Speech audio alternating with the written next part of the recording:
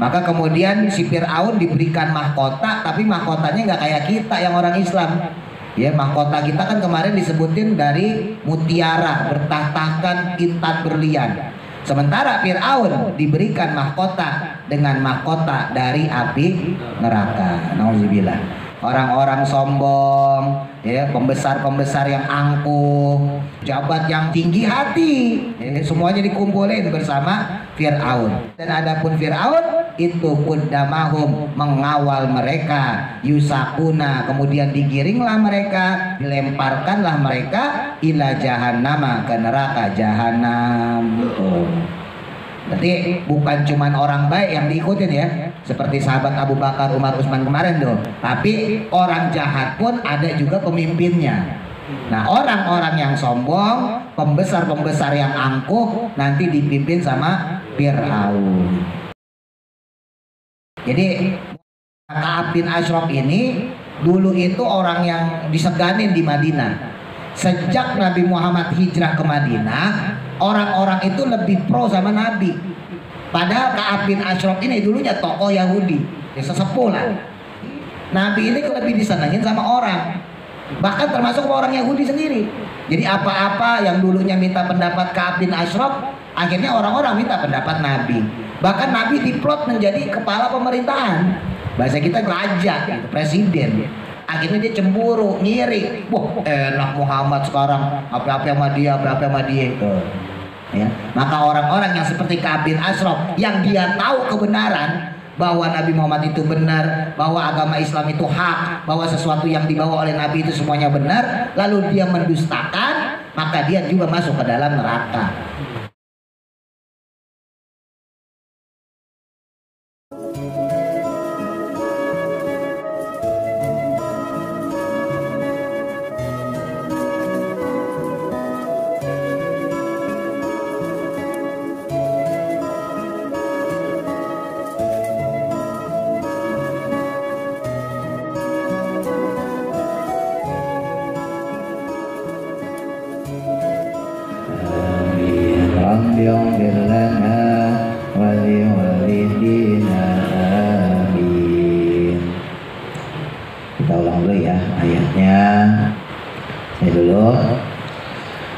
A'udzu billahi minasy syaithanir rajim.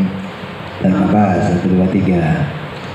A'udzu billahi minasy syaithanir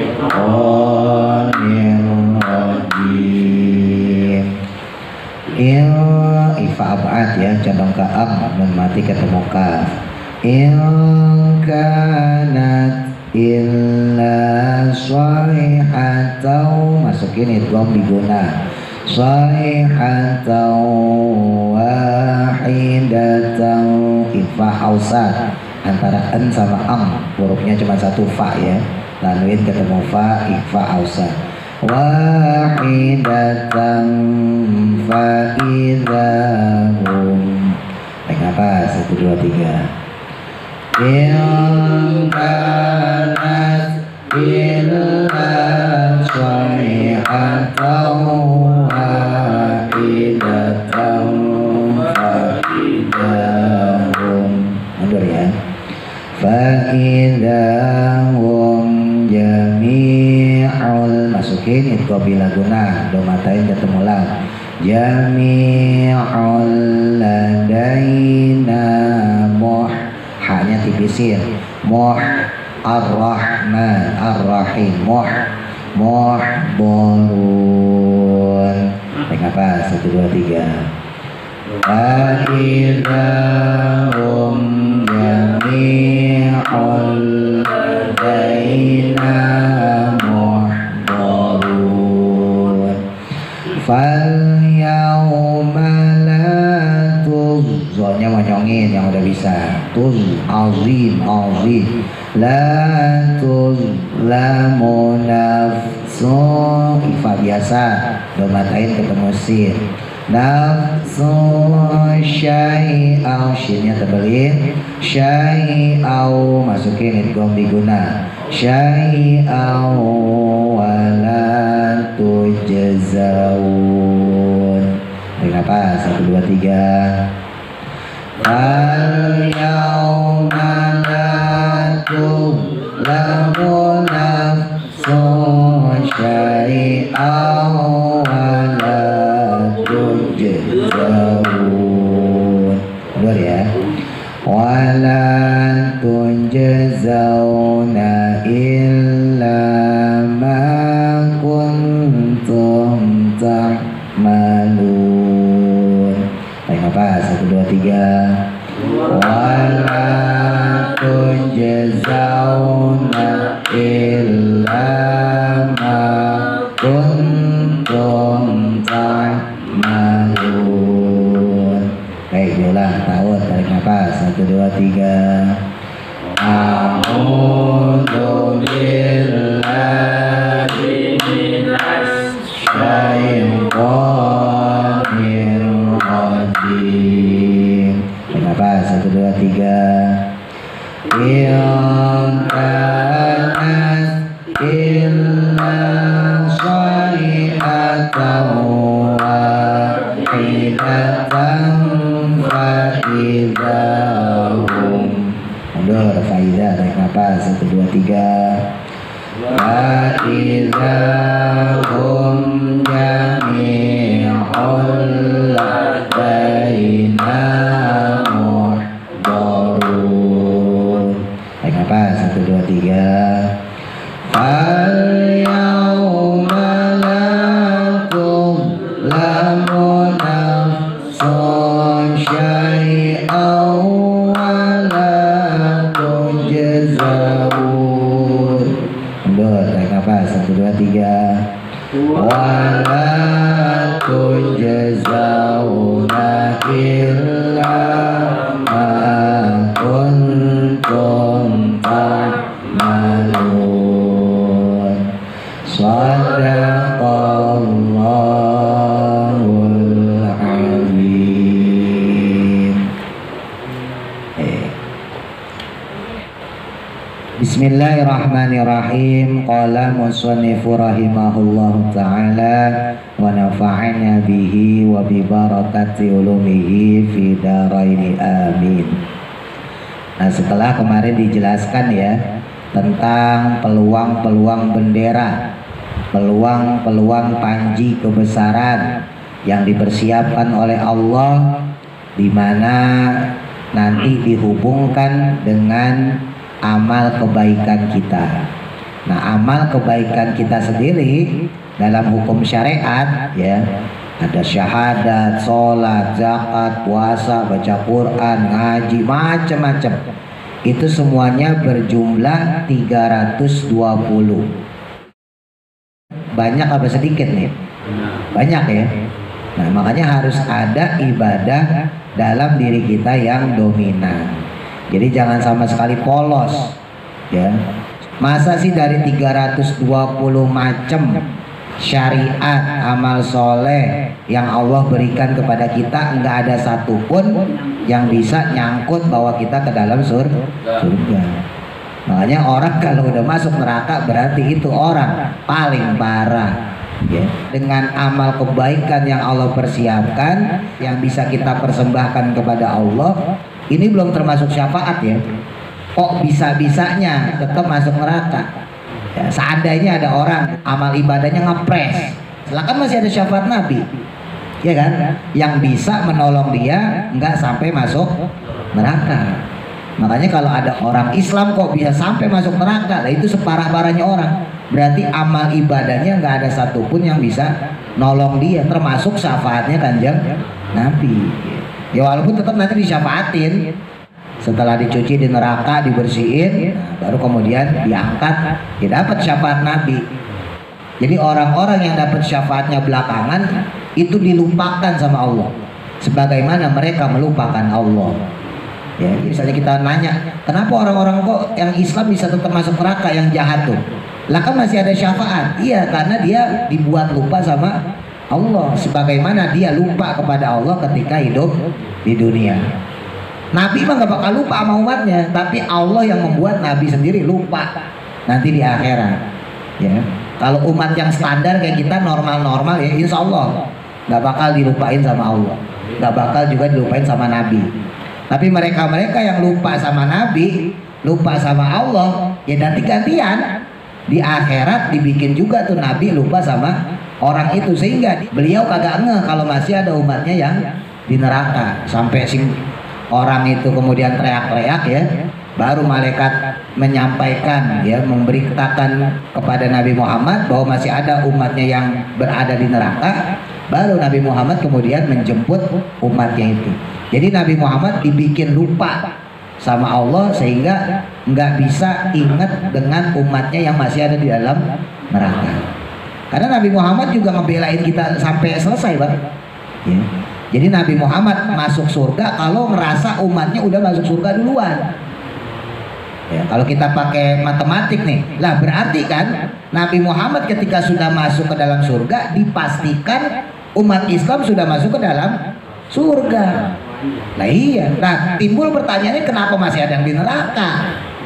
Kan gitu kalau secara kritis. Ya karena memang Allah membuat Nabi lupa kepada umatnya, sebagaimana umatnya dulu lupa kepada Nabi.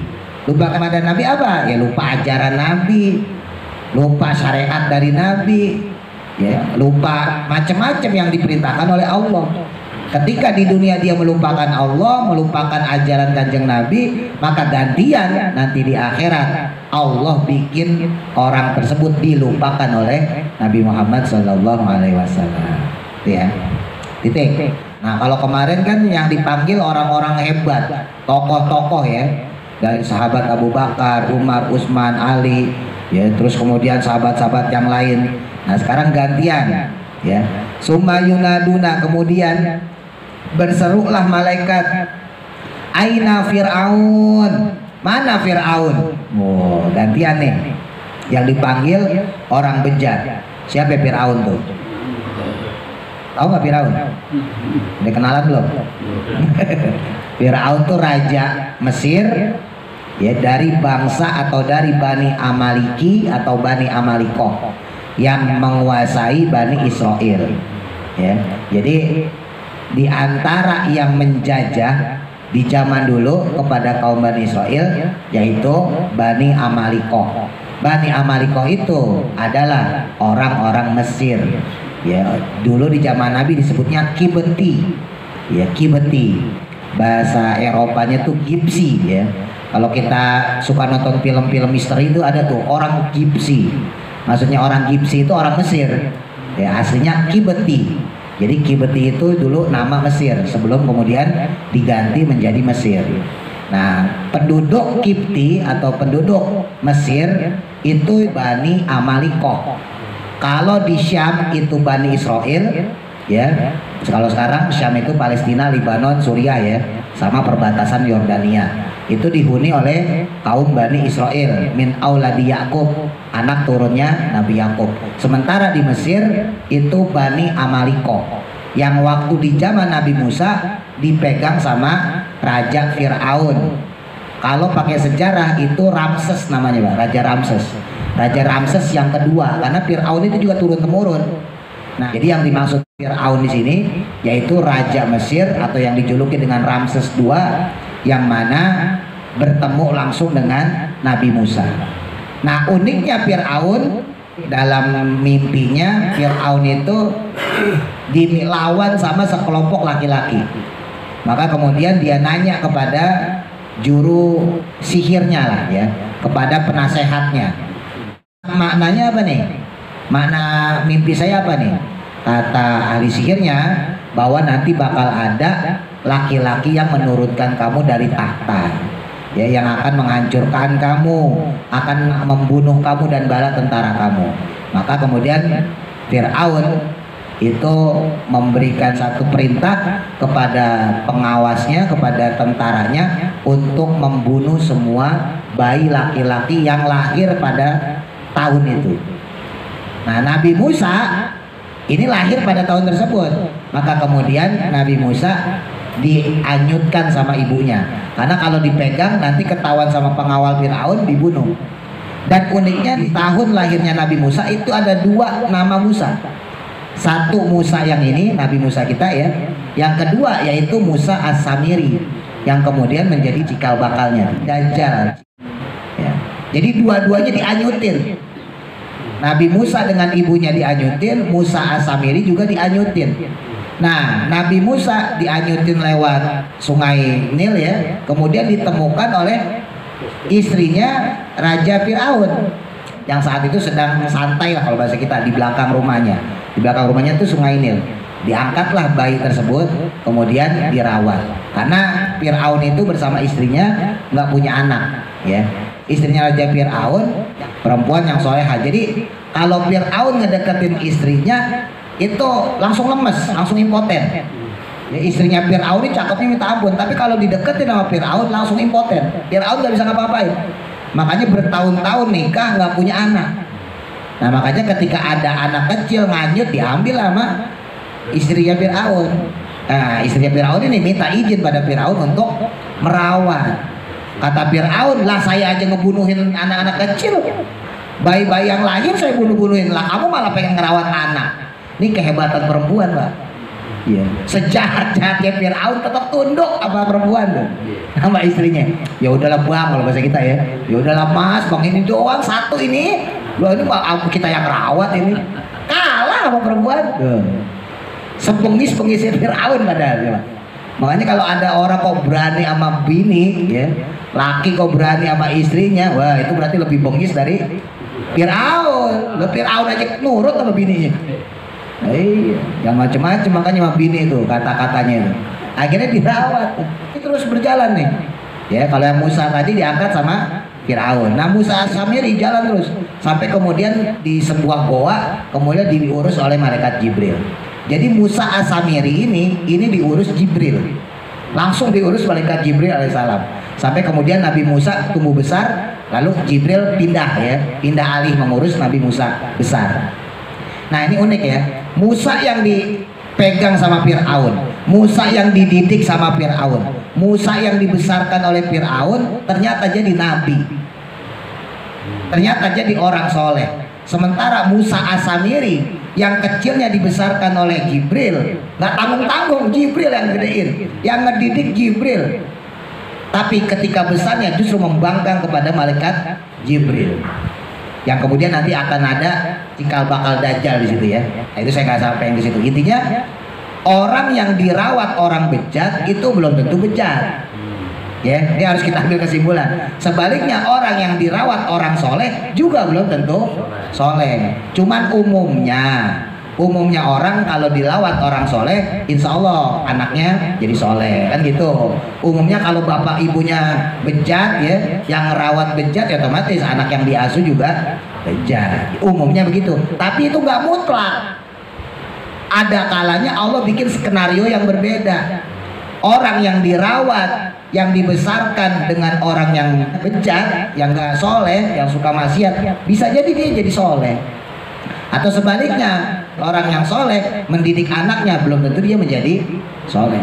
Karena kebaikan itu nggak bisa dibohongin, Bang. Kebaikan itu nggak bisa dibohongin, keburukan pun nggak bisa dibohongin. Sebejat-bejatnya orang, perampok deh. Ini perampok nih, pasti nggak mau anaknya jadi perampok. Itu berarti kebaikan dan keburukan nggak bisa dibohongin. Ada orang melacur, perempuan PSK, nggak bakal pengen anak perempuannya jadi PSK. Nah, ibu tuh dapat langganan cuma 10.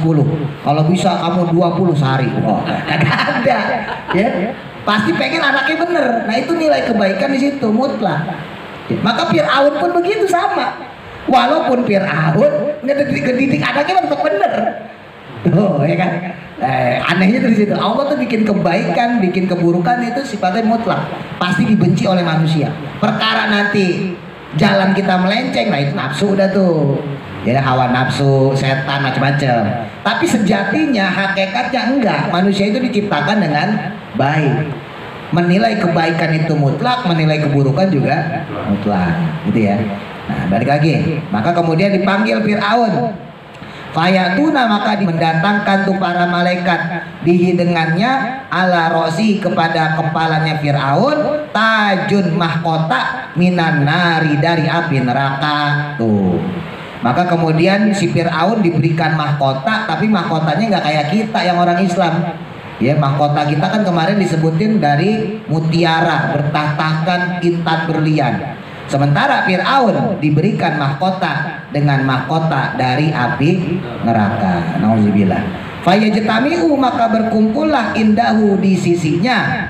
Berkumpul tuh bersama Fir'aun. Siapa? Al-Jabbaruna, orang-orang yang suka menyombongkan diri, ya, orang-orang sombong, ya, pembesar-pembesar yang angkuh. Wal mutakabbiruna, dan juga orang-orang yang tinggi hati, ya, pembesar-pembesar yang tinggi hati, pejabat yang sombong, ya, semuanya dikumpulin bersama Fir'aun.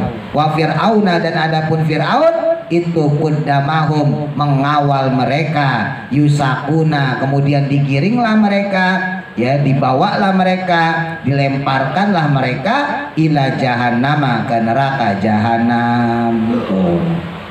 Berarti bukan cuman orang baik yang diikutin, ya, seperti sahabat Abu Bakar, Umar, Utsman kemarin tuh, tapi orang jahat pun ada juga pemimpinnya. Nah, orang-orang yang sombong, pembesar-pembesar yang angkuh, nanti dipimpin sama Fir'aun. Sumayunaduna, kemudian berserulah para malaikat, aina Qabilu, manakah si Qabil ibnu Adama, putranya Nabi Adam alaihissalam. Siapa tuh Qabil tuh? Orang yang membunuh Habil, ya. Qabil itu orang yang membunuh Habil. Jadi Allah itu punya adat waktu Nabi Adam, ya. Nabi Adam kan manusia pertama, maka anaknya dilahirin selang-seling, laki perempuan. Lahir pertama itu Qabil sama Iklimah. Lahir kedua Habil sama Labuda. Nah, rencananya Nabi Adam pengen dikawinin selang-seling, silang. Jadi Qabil harus disilang nikahnya sama Labuda. Sedangkan Habil itu nikahnya sama Iklimah. Nah, Qabil ini yang lahir bareng sama Iklimah kagak terima. Nah, kebetulan Iklimah lebih cakep dari Labuda. Iklimah cakep, ya, Qabilnya juga ganteng. Beda sama Habil sama Labuda. Ya biasa cetakan pertama kan biasanya lebih cakep, ya. Cetakan pertama kan kita, wow, makan apa aja cakep lah gitu, ya, minum susu segala. Kalau udah kedua udah kagak pada ngurus, ya. Biasanya kalau anak pertama pasti memang ganteng. Ya, iya. Dan ada satu riwayat yang mengatakan Qabil sama Iklimah ini sudah dikandung sama Sayyidah Hawa, ya, sama Siti Hawa itu dari surga. Jadi dari surga itu Nabi Adam dan Sayyidah Hawa itu diusir, kondisi Sayyidah Hawa udah hamil. Bahkan ada yang meriwayatkan itu sudah lahir di surga. Jadi Qabil sama Iklimah ini sudah lahir di surga. Ada riwayat seperti itu. Wallahu a'lam, ya. Intinya penafsiran ulama seperti itu. Nah, Qabil dan Iklimah ini lahir bareng, sedangkan Habil dan Labuda ini juga lahir bareng yang kedua. Nabi Adam pengen nikahin secara silang. Nah, Qabil kagak terima. Saya yang lahir sama Iklimah, ya saya yang berhak sama dia. Dan kebetulan Iklimah lebih cakep. Nah, Habil mah manut-manut aja, saya mah terima-terima aja. Akhirnya kemudian sama Nabi Adam dibikin undian. Ya udah, korbankan hasil jerih payah kalian. Ya, kalau jerih payah kalian diterima oleh Allah, maka dialah yang benar, dia yang berhak menentukan siapa yang menikahi. Akhirnya si Qabil ini, ya, karena dia petani, maka kemudian dikumpulkanlah sayur mayur yang semua. Cuman yang dicari bukan yang bagus, tapi dicari yang jelek, yang dipersembahkan untuk Allah. Wah, ngapain? Orang saya juga udah pasti nikah sama Iklimah kok. Dia kan sepasang sama saya lahirnya. Sementara Habil enggak. Habil ini peternak, ya, dikumpulin hewan-hewannya semua yang terbaik untuk dipersembahkan. Kalau bahasa kita tuh dikorbankan, ya, dibuat korban kepada Allah. Habil ini peternak, sedangkan Qabil ini petani. Nah, maka kemudian ketika Qabil ini mempersembahkan sayur mayur yang jelek-jelek, buah-buahan yang jelek-jelek, maka nggak dihiraukan, nggak dianggap sama Allah. Sementara Habil ini yang mempersembahkan kambing, kemudian diangkat kambingnya, diterima korbannya sama Allah.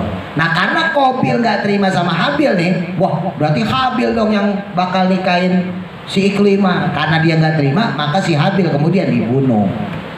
Jadi pembunuhan pertama itu sudah ada dari zaman anak Nabi Adam. Jadi kriminal yang paling tua ya bukan korupsi. Kriminal yang paling tua tuh pembunuhan. Nah, iya, itu sudah ada dari zaman Nabi Adam. Wah, Nabi Adam marah minta ampun, akhirnya Qabil diusir, ya. Ada riwayat yang mengatakan sampai kemudian anak turunnya dikutuk, ya, sama Allah Subhanahu Wa Taala menjadi qiradatan khasiin, menjadi monyet-monyet yang hina, monyet-monyet yang remeh. Ya mungkin itulah yang kemudian peneliti-peneliti menghubungkan dengan manusia purba. Jadi mungkin yang ditemukan itu adalah anak turunnya Qabil itu. Nah, sementara ternaknya, kambingnya Habil ini kemudian diangkat oleh Allah Subhanahu Wa Taala. Yang kemudian ketika Nabi Ibrahim menyembelih putranya, nah Nabi Ismail digantikan dengan kambing. Kambing siapa tuh? Itu kambingnya Habil yang dulu diterima korbannya. Ya, kan kalau kita pikir kan, lah kok Ismail tiba-tiba berubah menjadi kambing? Pertanyaannya kan kambing dari mana? Nah, dari mana tuh? Itu kambingnya Habil yang dulu diangkat oleh Allah karena korbannya diterima. Nah, singkat cerita berarti Qabil ini adalah orang yang menjadi aktor pembunuhan pertama, ya. Fayatuna, maka memberikan tuh para malaikat dihi kepadanya, kepada si Qabil, memberikan di atas kepala, wa ala unuki, dan di atas lehernya salah silun, belenggu minan nari, yang terbuat juga dari api neraka. Oh, belenggu, pasungan kayak papan gitu ya. Nah, jadi di lehernya diikat. Nah, itu belenggu namanya, pasungan lah. Wa ala rijlaihi, dan kepada kedua kakinya aglalun, rantai minan nari, dari api neraka. Jadi palanya diikat, lehernya diikat, kakinya juga diikat. Fayajtami'u, maka berkumpullah indahu, di sisinya, berkumpul tuh dengan diketuai sama si Qabil. Siapa yang kumpul? Jami'ul husadi, sekelompok atau semua orang yang hasud, yang iri, yang dengki, wal qatilina, dan juga para pembunuh, zulman, dengan kezoliman. Orang-orang yang di dunia tuh gampang iri, gampang dengki, gampang hasud, maka dia akan digiring bersama Qabil. Orang yang membunuh juga nanti digiring bersama Qabil. Qabil jadi ketuanya. Wa Qabilu, dan adapun Qabil itu kudamahum, mengawal mereka, yusakuna, kemudian dilemparkanlah mereka tadi, mereka dilemparkan ila jahannama, ke neraka jahanam. Tuh. Jadi orang yang iri, orang yang membunuh dibarengin sama Qabil. Nah, walaupun ada hal yang diperbolehkan dalam iri, ya, kata Nabi ada dua yang boleh diiriin, yang boleh didengkiin. Satu ilmu, kedua ibadah. Kalau hal lain duniawi nggak boleh kita ngiri. Nggak boleh kita ngiri kepada seseorang, masalah harta kan duniawi, masalah rumah, masalah kendaraan, masalah istri, masalah anak, masalah cucu, nggak boleh, karena itu sifatnya duniawi. Wah, enak ya dia istrinya cakep, nggak boleh. Wow, enaknya dia hartanya banyak. Oh, rumahnya megah, nggak boleh. Oh, enaknya dia anaknya sukses semua, nggak boleh. Karena itu sifatnya duniawi. Jadi hal yang boleh kita iriin, yang boleh kita pengenin itu cuma dua, ilmu sama ibadah. Boleh tuh iri sama orang yang berilmu, boleh tuh iri sama orang yang ibadah. Wah, Mas Gianto umurnya belum nyampe 60 tapi rajin sholat, misalnya gitu kan. Wah, Mangkus misalnya gitu kan, umurnya belum nyampe 40 tapi udah rajin ngaji. Wah, saya pengen seperti dia. Wah, Mbak Gora, Pak Haji Kohar udah sepuh masih tetap rajin misalnya gitu. Wah, Pak Haji Larno orangnya baik. Oh, Pak Haji ini suaranya mungkin. Nah, iri dalam kebaikan seperti itu boleh. Iri dalam ilmu dan iri dalam ibadah. Tapi kalau iri dalam duniawi kagak boleh. Ya. Nah, iri dalam ilmu, dalam ibadah itu juga termasuk ibadah, termasuk pahala yang bisa memotivasi kita, gitu ya. Sumayunada, kemudian berseru juga para malaikat, ya, diserukanlah aina Ka'ab bin Ashraf. Mana nih Ka'ab bin Ashraf? Rasul Yahudi, kepalanya orang Yahudi. Ya, Ka'ab bin Ashraf kemudian dipanggil. Ka'ab bin Ashraf ini awalnya dia berdamai dengan umat Islam, ya Pak. Namun karena dia dipengaruhi oleh Abu Sufyan, waktu itu presidennya Mekah, ya, untuk memerangi umat Islam setelah perang Badar, maka kemudian dia memusuhi Nabi Muhammad. Jadi Ka'ab bin Ashraf ini dulu itu orang yang diseganin di Madinah. Sejak Nabi Muhammad hijrah ke Madinah, orang-orang itu lebih pro sama Nabi. Bahkan orang Yahudi sendiri pronya sama Nabi. Padahal Ka'ab bin Ashraf ini dulunya tokoh Yahudi, tokoh besar lah gitu ya, sesepuh lah. Nah, sejak kehadiran Nabi ini kemudian lebih disenangin sama orang. Bahkan termasuk orang Yahudi sendiri. Jadi apa-apa yang dulunya minta pendapat Ka'ab bin Ashraf, akhirnya orang-orang minta pendapat Nabi. Bahkan Nabi diplot menjadi kepala pemerintahan. Bahasa kita zaman dulu tuh raja, gitu, presiden. Dulu Madinah, Mekah itu bukannya kota ya, negara kalau zaman dulu. Nah, Nabi itu kemudian dijadiin presiden. Lah Ka'ab bin Ashraf ini merasa tersaingi. Akhirnya kemudian dengan rayuan Abu Sufyan, ya, maka kemudian difitnahlah Nabi Muhammad. Awalnya damai itu orang, tapi kemudian karena nggak mau disaingin gitu ya, akhirnya dia memfitnah Nabi, ngejelekin umat Islam macam-macam. Nah, akhirnya kemudian terjadilah peperangan terhadap pemberontakan Ka'ab bin Ashraf ini. Nah, Ka'ab bin Ashraf ini juga termasuk orang yang didatangkan nanti menjadi pemimpin nanti di hari kiamat. Wa ya'tuna, maka memberikan para malaikat bihi dengannya, wa ala yadihi, dan pada tangannya aglalun, rantai, ya, belenggu sama minan nari, dari api neraka. Fayajtami'u, maka berkumpullah indahu, di sisinya, bersama Ka'ab bin Ashraf. Siapa yang kumpul? As-satiruna, yaitu orang yang menutupi, lil haqi, kepada kebenaran. Orang yang menutupi kebenaran, maka dia kumpul bersama Ka'ab bin Ashraf. Wa Ka'ab bin Ashraf, dan adapun Ka'ab bin Ashraf itu kudamahum, mengawal mereka, yusakuna, untuk kemudian digiring mereka, dilemparkan mereka ila jahanam, ke neraka jahanam. Tuh, orang-orang yang mendustai kebenaran, maka orang tersebut akan bersama Ka'ab bin Ashraf. Jadi orang Yahudi jangan dikira nggak percaya sama Nabi, ya. Mereka dengan kitabnya, dengan Tauratnya, begitu pula dengan orang Nasrani, itu sebetulnya banyak yang percaya dengan Nabi, Bang. Cuman menunggu momen kapan masuk Islamnya. Lah sekarang logikanya nih, orang Yahudi Nasrani dulu nggak ada di Madinah, semuanya ada di Syam, ya, keturunan Bani Israel. Timbul kan pertanyaan, ngapain mereka berbondong-bondong hijrah juga ke Madinah? Satu-satunya jawaban, karena pengen ketemu Nabi Muhammad. Dan itu sudah dilakukan oleh pembesar Yahudi, pembesar Nasrani ketika musim haji. Saya bolak-balik cerita ya, haji itu dulu bukan cuma ibadahnya orang Islam. Dulu. Kalau sekarang cuma ibadah kita. Dulu haji itu juga ibadahnya orang Yahudi, ibadahnya orang Nasrani. Karena di situ ada makom Ibrahim, ada bekas kaki Nabi Ibrahim, ada Ka'bah yang pernah rusak dibangun oleh Nabi Ibrahim. Jadi kalau bahasa kita tuh napak tilasnya tuh di Ka'bah. Makanya dulu yang pergi haji bukan cuma orang Islam, Yahudi, Nasrani pun pergi haji sebelum Fathu Makkah ya. Nah, orang Arab Mekah saat itu mengambil devisa keuntungan negara dengan adanya pergi hajinya orang Yahudi, Nasrani. Biar paham.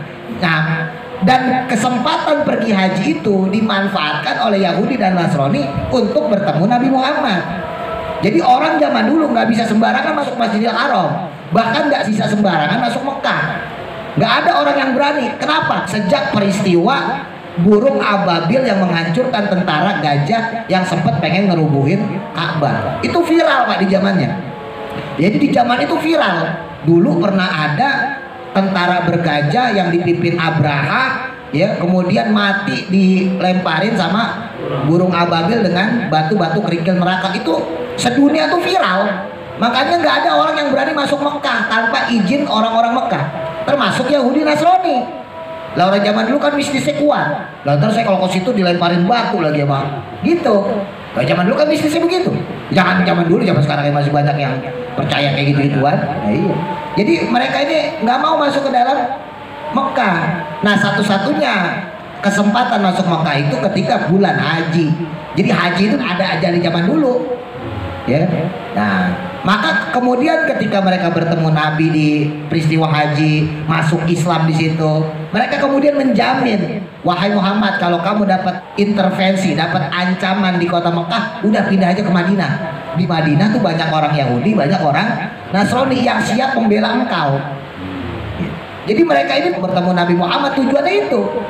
untuk bertemu Nabi supaya Nabi mau pindah, mau hijrah ke Madinah. Nah, selepas wafatnya Abu Thalib, pamannya Nabi, wafatnya Sayyidah Khadijah, istrinya Nabi, Nabi Muhammad semakin diancam, umat Islam pun makin diancam, maka diterimalah tawaran dari orang Yahudi dan Nasrani yang tinggal di Madinah, yang dikenal dengan Baiat Aqobah. Ya, perjanjian Aqobah. Maka Nabi Muhammad kemudian hijrah. Jadi biar tahu kenapa Nabi Muhammad kok bisa hijrah ke Madinah, itu ditawarin sama Yahudi Nasrani. Jadi dulu dalam sejarah pernah ada kedekatan antara kita umat Islam dengan orang Yahudi dan Nasrani. Ini Yahudi Nasrani zaman dulu loh, bukan yang sekarang. Kalau sekarang kan Israel mah kelompok komunitas, ya Zionis. Kalau zaman dulu Israel itu ya anak turunnya Nabi Yakub. Kelompoknya Yahudi dan Nasrani, masih megang Taurat, masih megang Injil. Mereka percaya bakal ada nabi terakhir, cuman mereka nunggu, mereka memastikan bener gak ini Muhammad orangnya, takutnya salah orang gitu. Makanya ketika Nabi Muhammad hijrah ke Madinah, Ka'ab bin Ashraf yang tadinya tokoh Yahudi, tokoh Nasrani yang selalu dimintain fatwa, dimintain nasihat, akhirnya dia cemburu, ngiri. Wah, enak Muhammad sekarang, apa-apa sama dia, apa-apa sama dia.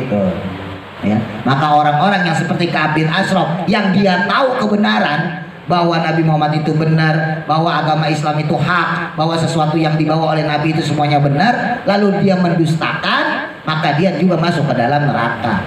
Makanya saya sampaikan ya, kebenaran sesuatu yang mutlak, keburukan juga sesuatu yang mutlak. Walaupun itu keluar dari orang yang secara status berada di bawah kita. Contoh misalnya Pak, kita orang tua, kita seorang kakek, ditegur sama anak kita yang kecil, ditegur sama cucu kita. Misalnya sana kita lempar sampah gitu ya, terus anak kita ngomong, Pak, sampahnya jangan sembarangan. Atau cucu kita ngomong, Pak, itu buang sampah jangan sembarangan. Atau ada orang lewat yang kita nggak kenal masih kecil, Pak, maaf Pak, buang sampah jangan sembarangan. Itu nggak boleh marah, karena yang disampaikan itu bener. Ya, nah kalau kita kan kadang-kadang maaf, statusnya di bawah. Mentang-mentang kita bapak dikasih tahu anak, Pak, jangan buang sampah sembarangan. Wah, sok tahu anak kecil. Pak, itu taruhnya yang bener. Wah, sok tahu juga bapak. Kadang-kadang kita merasa lebih benar dari orang yang statusnya di bawah kita, yang umurnya di bawah kita. Padahal namanya kebenaran dan kebaikan itu nggak ada pengaruh dengan status sosial, nggak ada pengaruh dengan umur. Nah, orang yang mendustakan kebenaran seperti Ka'ab bin Ashraf yang dia tahu kebenaran Islam, kok dia mendustakannya, maka nanti dimasukkan ke dalam neraka jahanam. Nauzubillah. Wallahu a'lam. Mudah-mudahan manfaat. Al-Fatihah. A'udzubillahi minasyaitonir rajim. Bismillahirrahmanirrahim. Alhamdulillahirabbil alamin. Ar-Rahmanir Rahim.